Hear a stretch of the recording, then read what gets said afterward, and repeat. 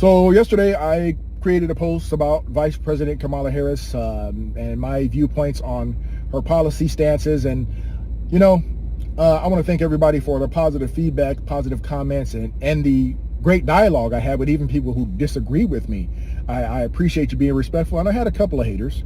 And then I had a couple of gentlemen say, hey, how on earth can you even consider voting for a convicted felon? Because if you're not voting for Harris, you're voting for a convicted felon. And I just had to sit here and stop. Before I even go forward, there is no way in hell I am going to vote for Kamala Harris. Once again, I'm not going to disparage her. I'm a black man. I respect black women. And I will never, ever disparage her person. But there is no way in hell I would ever vote for Kamala Harris. That's just a no-go right there. Primary reason is she has been reckless and irresponsible. She was in charge of the border, and she left us open to danger and a whole host of other issues and solid, logical reasons why I cannot, in good conscience, allow her to California, my America. I won't do that. I'm going to be retired one of these days, and I need a safe place in America to go. And if she wins the White House, I believe America's going to turn into a rolling dumpster fire in the dry forest, without question. That's why. So I'm only left with two other choices, RFK. And RFK, I think he's a really nice guy, and who you guys label or tag or branded as the convicted felon. In all honesty, I don't think RFK is a bad choice, but there's a lot of points that I agree with him, and there's a lot of points that I don't agree with Kamala Harris. For example, here is a beautiful mosaic of Kamala Harris made out of all the black men she locked up and kept in prison past their release date for jail labor. Yes, she did that. And now she want to advocate that she cares about black people when she keeps open the borders, and suddenly I want to give everybody free healthcare. No, you want free votes. So let me talk about that for a second. I'm never going to call Donald Trump a convicted felon. You know what I'm going to call him? I'm going to call him a manufactured felon, okay? What Alvin Bragg and the DOJ did was one of their members quit the DOJ and work with Alvin Bragg to take an obscure misdemeanor, okay, and bump it up to 34 felony counts. This is the same DA in New York who is taking violent felons and turning them into misdemeanors. But with Donald Trump, they take an obscure misdemeanor and bump it up to 34 felony counts. That is wrong. That is the weaponization of the justice system, and we all know it was for political reasons. I wouldn't care if Donald Trump was convicted of a crime if Joe Biden was charged with a crime when he had classified documents. And not only did he have classified documents, but he shared that classified information with a ghostwriter, okay? Sold us out. But he gets a pass because he's old and couldn't recall stuff, right? And I find that freaking unfair. Biden started the freaking crime bill for even specific marijuana offenses but isn't violent. You separate families for decades. But you got your son doing the gangs stuff over Ukraine or whatever he is. But oh no, you're not supposed to talk about that, or we're going to ban you on social media. Don't believe me? Even Mark Zuckerberg was like, yeah, but we're not allowed to talk about it because he might have lost the presidential campaign. Come on, man, that's a leader. Rules for me, but not for thee. Or rules for thee or not for me. It's like, why do you pick and choose? You're not a good leader. You're a tyrant. And now it's like, I advocate for Kamala because she thinks like me, the most liberal woman in the world. Yeah, there was a statistic about that. They deleted it now. I wouldn't have a problem with Donald Trump being convicted, right? If Hillary Clinton would have been convicted. This woman literally obstructed justice and destroyed crucial evidence when it related to the classified email. The fact is, we had 4 dead Americans. Was it because of a protest, or was it because of guys out for a walk one night who decided they'd go kill some Americans? What difference at this point does it make? Do you know what would happen to me as a police officer if I destroyed evidence? I would be fired and put under the jail, and I should be, okay? As a police officer for 28 years, my code is this. I believe in fairness. I don't give a damn if you're black, white. I don't care if you're rich or poor. The law applies equally to everybody, okay? And that's the way it should be. That's the way it should be. I don't believe in selective enforcement. What happened to Donald Trump was selective enforcement, and it was also BS, okay? It should not have happened. So I'll never sit here and join you guys in calling him a convicted felon. I'm going to call him a manufactured felon, right? Speaking of convicted felons, guess what? I'm a law enforcement officer who prided himself not only on aggressively putting a lot of felons in jail, but also helping a lot of felons when they got out. If they wanted to change their life, I was the first one there to step up and try to help them get housed, help them heal. And a lot of them have turned their lives around and are doing incredible things, and I have faith in them. I have faith that even though Donald Trump is your convicted felon, that he's going to do a better job on the economy. He's going to do a better job protecting the people of this country. He's going to do a whole lot of things better than Kamala Harris, who has nothing but a track record of failure. And that's my stance, okay? And that's where I'm coming from, folks. So please don't ask me that stupid question again.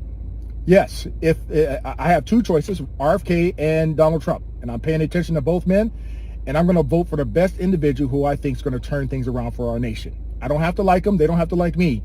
But if their policies are on point, I'm voting for them. Ladies and gentlemen, I don't care if you're LGBTQ, gay, atheist, or believing in God. I just want to have one point, that everybody can work for that same point. I just want everybody to be able to buy a house, a car, get cheap grocery if possible. Just a comfortable thing that can be applied to everybody, that everybody can fight for together. No, that's such a simple solution. Let's be very selective, create a bunch of group and mentality, and pit people against each other, and they're fighting bada beam boom bash. Green Deal, yes, let's go, gangster. We don't want to mess with this oil. I'm broke, nigga. I'm broke. You don't need to do that. I'll give you money if you're poor. I feel like it's raining on me, okay? Kids right there, two young kids, early 20s. That one right there that walked around the Benz, him right there. He owns this. He's 20-something years old. He's like 24. But if you're just too rich, we're not gonna give you money anymore. Do you see where I'm going? It's just stupid. And a bunch of people are like, delete that. I just see a black woman. Let me ask you a question. Would you vote for it? Yeah. Why? I'm going to just be real honest with this. She's a black woman. To racism. No.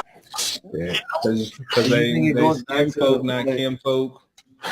I think it goes back to what somebody was saying, where it's not voting for someone, but majority will vote for somebody else Hold on. Let me mind this out. I think majority. Is it only because she a black woman? Yeah. Do you not see how that's a bad idea? Elaborate. Okay, so we're in 3 proxy wars with some of the most powerful leaders in the world. She failed at the border, in which we have an estimation of 15 to 20 million people illegally into this country.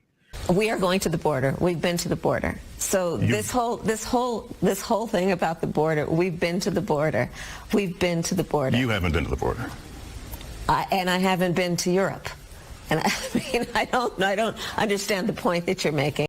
That is literally overtaking and bankrupting Chicago to the tune of over $400 million per year, and they are in a deficit. Oakland is going out of business. San Francisco, ditto. California, $65 billion deficit. New York, they're literally cutting trash, in which they are the rattiest, dirtiest city, and they've taken up resources as far as free healthcare, free hotels to the tune of $600 a day.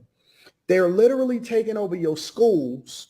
Your taxpayer dollars are going to fund the migrant crisis. She was supposed to be in charge of this. Oh, I didn't know. Oh. We have a failing economy. Every single day I see people getting on the internet talking about $30 an hour is the new minimum wage because inflation is fucking out of control. At one point, it was at almost 10%, depending on what city that you in. She has no policy, no record to stand on. One of the biggest things that she did in her career was lock up more black men than ever before, but we sitting here and vote her in office on identity politics. The very person that she was under as far as the president of the United States of America, she called him racist during a debate. What a guy, bro. I'm going to punch somebody in the face, bro. Which shows you how fake she is. And the only thing that we can stand on from a policy perspective is whether or not she's black and she's a woman. We did that during the Obama administration, and he didn't do anything for black people. As a matter of fact, y'all complain because the only person that he did, or the only group of people that he really stood for is the alphabet community, and that's his landmark thing that he's still standing on today. So the only thing that we have to stand on is identity politics. That shit didn't work with Tiffany Henyard in Dayton, Illinois. It didn't work with Karen Bass. It didn't work with Lori Lightfoot in Chicago. It didn't work with Brandon Johnson that then took over her position in Chicago. It didn't work with Andre Dickens in Atlanta. It didn't work with Eric Adams in New York. It doesn't work across the country. Every single Democratic city is a hellhole. But Trump is separating people. Obama did it better. Kamala was supposed to block the thing. She didn't block it. They came in. She's helped them better than you. And then you're like, what the heck is happening? Well, we need to help the sad people. Okay, but you never did that for me. Well, I already got your vote. Okay, will you vote for me? Sure, you're a black woman. Don't get me wrong, makosa kita bong. Put the fire na mi blonde kush hash purple skunk criollo colombici jam jam. Turloqueta verdeta welcome.